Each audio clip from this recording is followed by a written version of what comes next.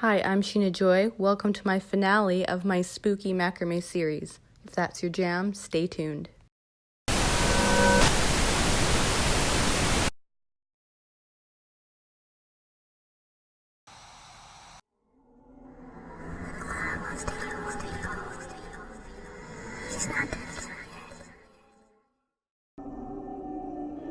Why did you let him kill me?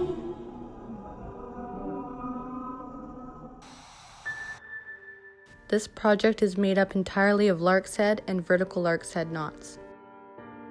We're going to start by adding 25 black pieces of cotton cord.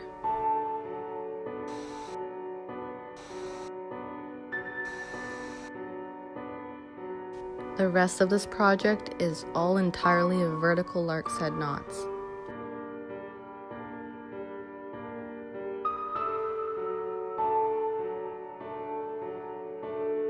Don't forget to check out my knot tutorial playlist if you need extra help.